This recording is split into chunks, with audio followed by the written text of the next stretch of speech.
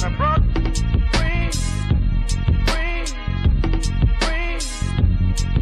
And I brought you all my dreams. It's 'cause I love you.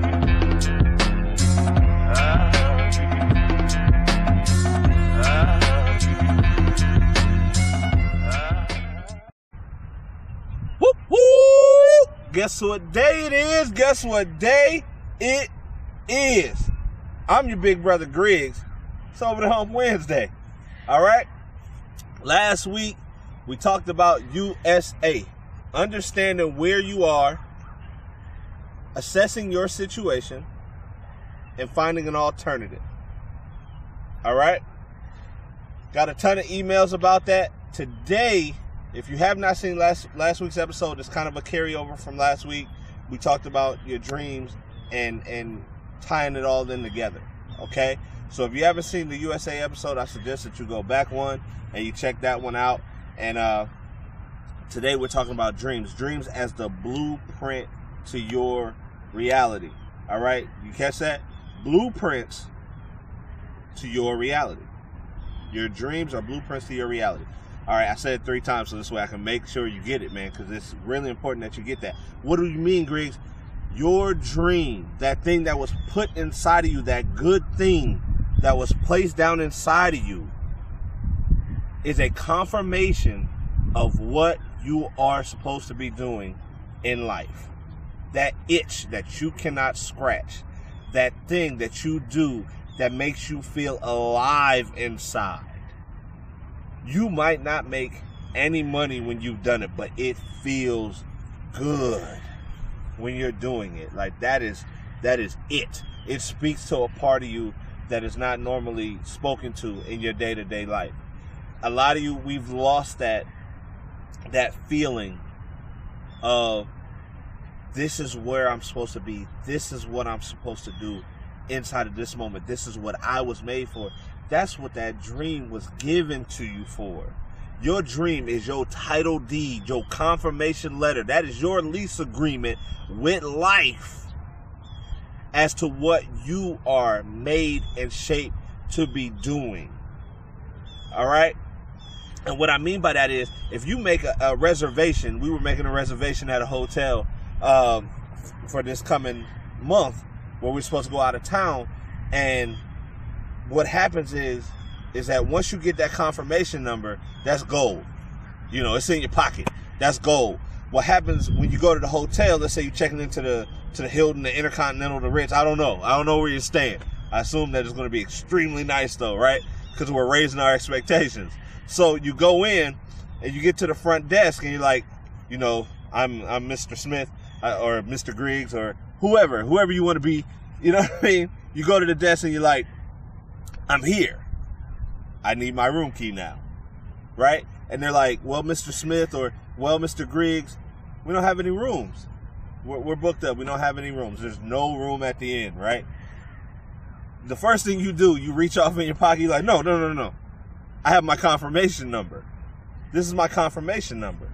So there's some room somewhere in here that is reserved for me because this confirmation number dictates that I have a place here. That's what your dream is. That's what your dream is. That is your confirmation number. Your confirmation that you have a spot, a space inside of a place inside of this life that belongs to you. All right? I got an email, right? And what my guy was saying was, he said, Griggs, my wife and I, we're not getting along. We're not getting along right now. We're not seeing eye to eye. And what she wants me to do, because our finances are tight, she wants me to go back into the military. I haven't been in the military in 10 years. I've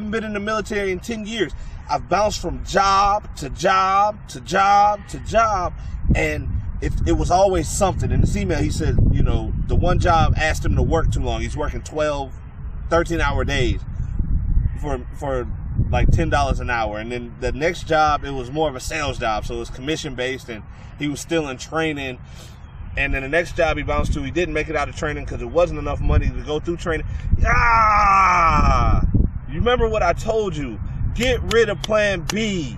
sometimes you got to start working that thing out. You got to start working that thing out. You're not always going to start at the top of anything. If you're chasing your dream, understand that sometimes being entry level means less money, but if you're inside of your passion, then it does not matter. Take that money and invest it, or take that money and pay those bills in the meantime, because whenever you're passionate about something, it's going to drive you to the money. Chase the gift. The money comes with it. I'm not saying it's going to be easy. If it was easy, everybody would live their dream. It's not easy. It's not easy. But life in and of itself has its own adversity. So if life, are you going to let life dictate to you what is going to be hard today? Or are you going to chase your dream and allow whatever it is that you're going after to have rough patches? That's what we're talking about. He was going back and forth, right, in the email. Let me get back to this email. And he's saying, my wife wants me to do this, but my heart's not in it, Griggs. I'm going to tell you right now.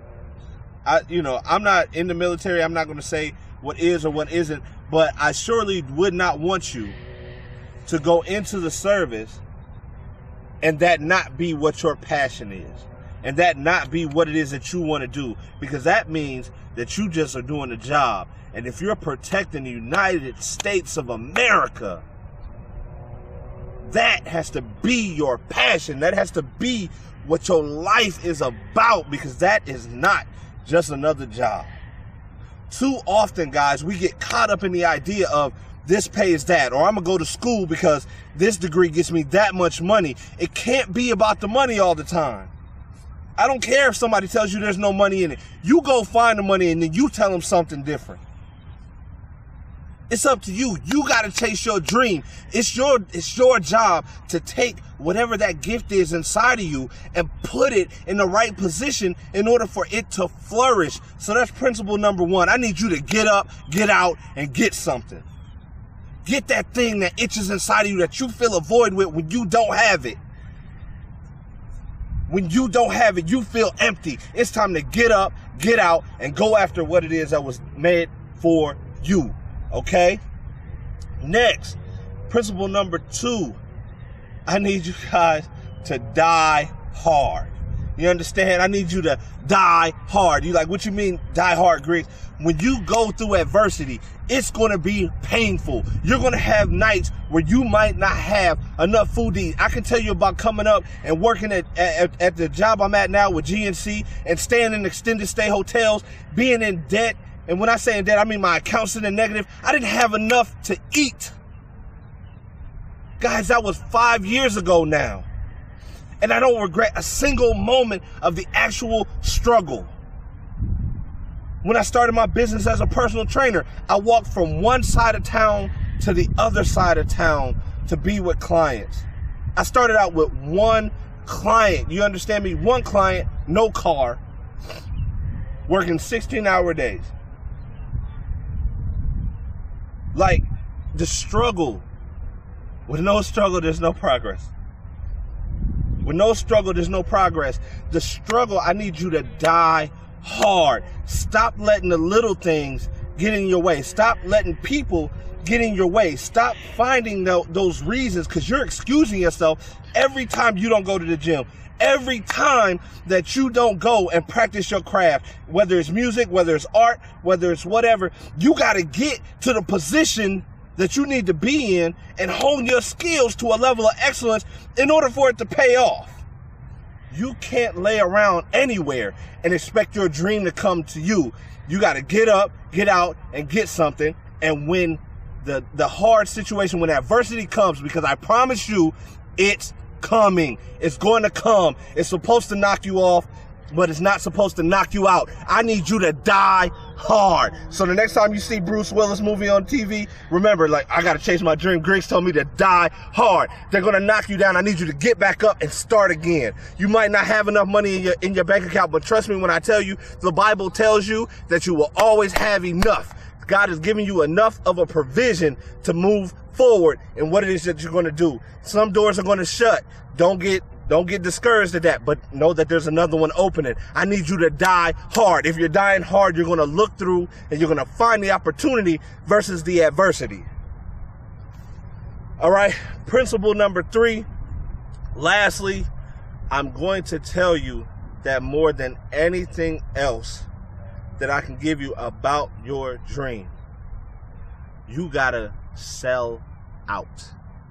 Griggs, you telling me to be a sellout? I need you to sell out. I need you to sell out. Everything that's here for you is for you. You got to get so deep inside of yourself that when somebody else tells you that this ain't realistic and this isn't going to work out and there's no money in it, tell them to watch me and see if it is. Watch me and see if it is. I don't care if nobody's ever done it before. I don't care. Not too many people have ever gotten on YouTube and made videos week after week after week and had those become successful. We started off at 12 hits in a week. We at 100+ hits right now in a week, guys. In a week, emails are coming back to back to back. I don't care what nobody else has done.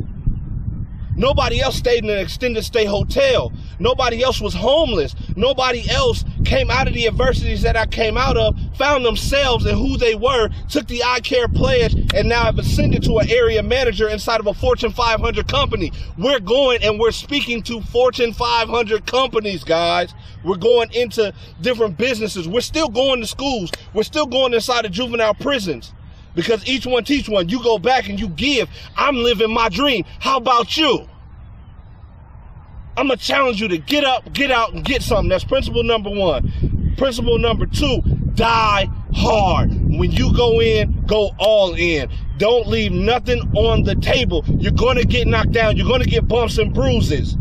I need you to roll over and get back up. In football, we drop down, you get back up, and you get to the ball. I need you to die hard. Do not give up right now. You have too much on the table, too many people depending on you. Die hard. We've already assessed our situation. We came up with an alternative. We've aspired to higher heights. I need you to die hard, okay? Last but not least, I need you to go all in. Sell out. I need you to sell out to this vision, to your dream, and don't worry about what nobody else is saying to you. Don't worry about it. Sometimes you got to come to a place of just being completely insane. I need you to be irrational about this thing. I need you to be irrational. There's going to be somebody that tells you that it's absolutely irrational. It was irrational for so many other people who are such great successes nowadays to be where they are. I need you to become irrational about your dream. Don't let nobody else tell you different. It's for you. It's not for them. They're not supposed to see it. If they were supposed to see it, then it'd be their dream.